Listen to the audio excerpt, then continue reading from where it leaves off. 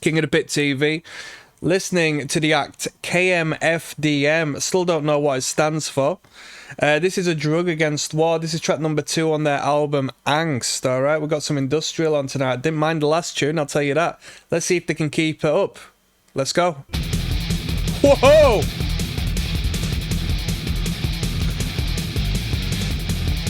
Quite potentially.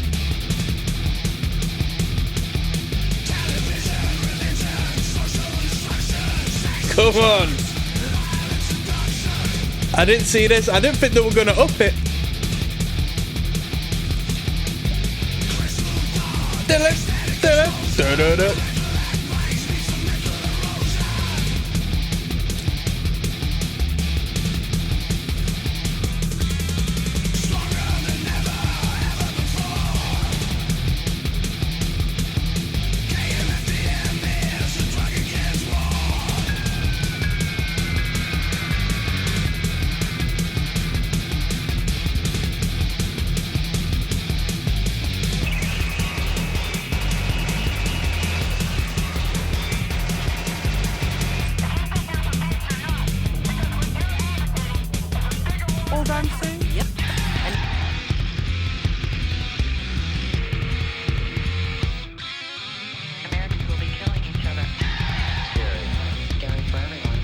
One, two, three, four.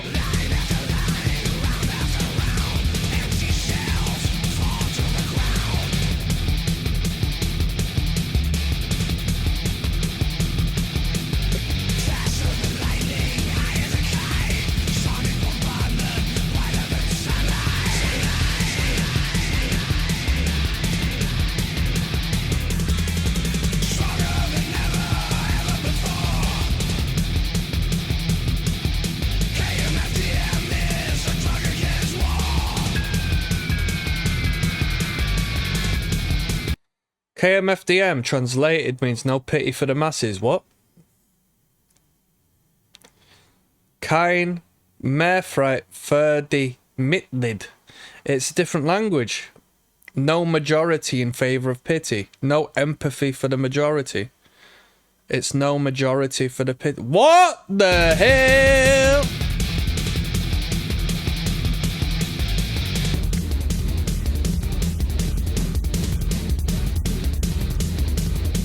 John says that album art would get you arrested in 2025.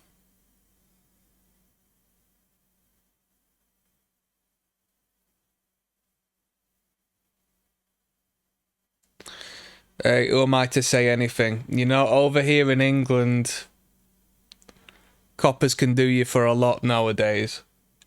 A little bit. Let me tell you one thing, though. If you're outside of England, or even if you are in England, because not many people know this, there's a lot of hoorah about how you can get arrested for social media posts and stuff. Yeah. But also keep in mind, there's a political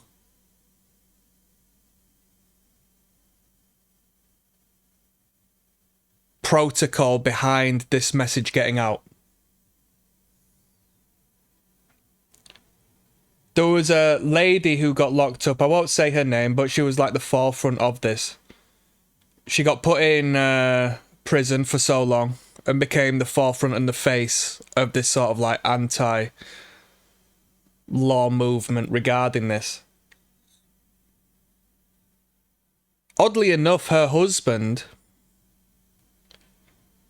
was the first one who spoke on or had news reports in relation to a particular cold that was going around at the time. So for some particular reason, these two very normal people were at the forefront of societally politicized changes and aided in the engineering of our perception towards particular topics and particular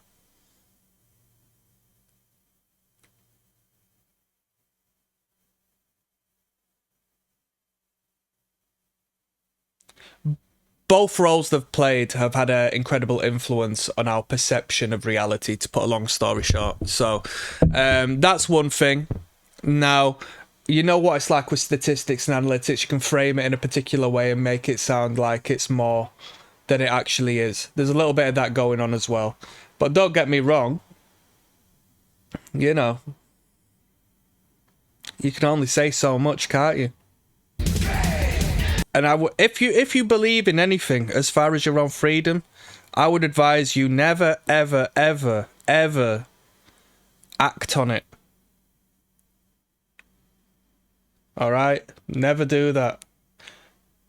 Never, ever, ever, like, don't just type online or text people.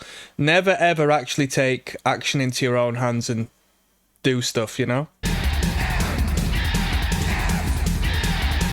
Because that would be wrong, and they don't want you doing that.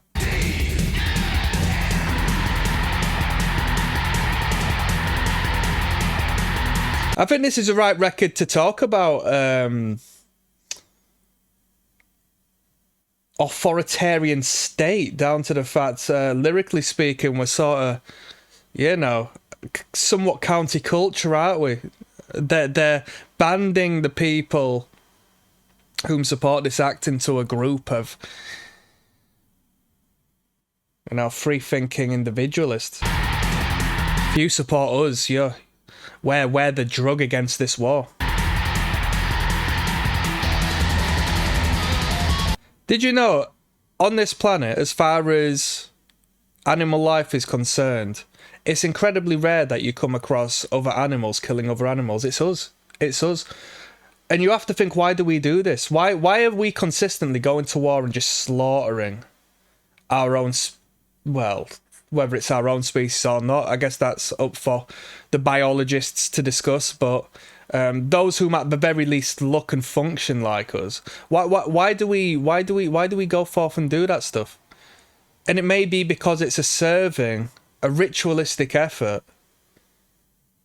a contribution to forces, a sacrifice to that which we, as what some may perceive normal people, can't perceive and understand.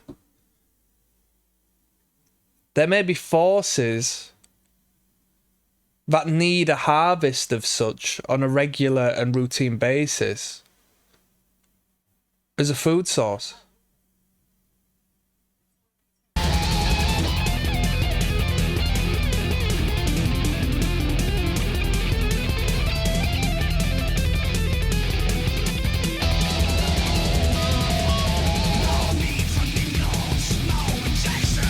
If I ever get drafted for war,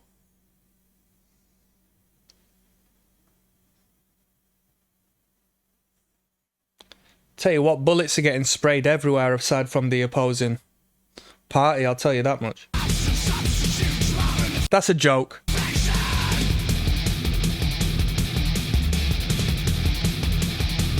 I'd rather be put in pen.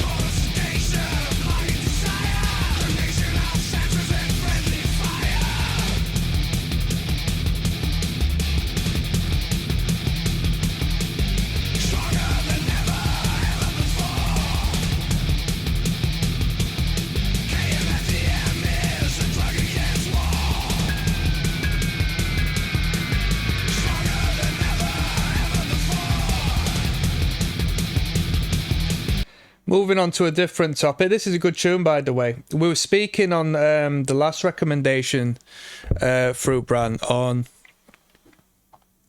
the occult and the esoteric. And I had a brief, because we were listening to a bit of black metal, and we had a brief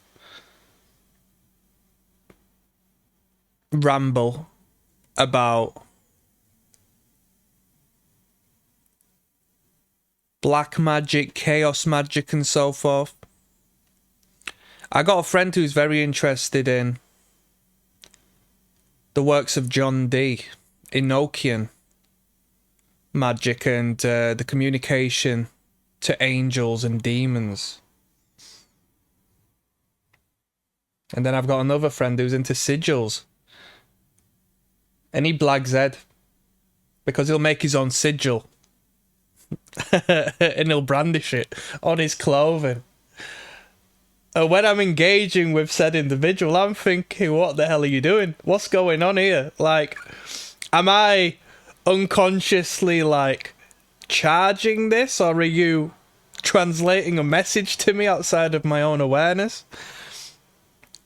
It's absolute madness. We got a whole bunch of great occult bookstores in England. We've got such a phenomenal rich history when it comes to magic, and every time I go to London, I do pop into a couple of places. There's one in Manchester which has got a lot of great works, but I've only attended once, and when I was there they had like a class going on, so I wasn't able to speak to anyone to actually inquire about the literature. Had a little browse, great works of Plato and so forth, so a little bit more erring into a historical selection, a philosophical selection, but they had a class going on upstairs. I don't know what they were teaching, but I'm sure it was something cool.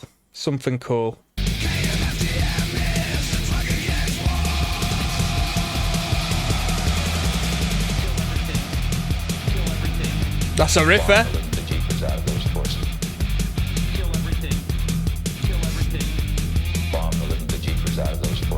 That's not enough. That was an ignorant outro. I like that outro. That was hard. We got Blood Evil Mix coming up next.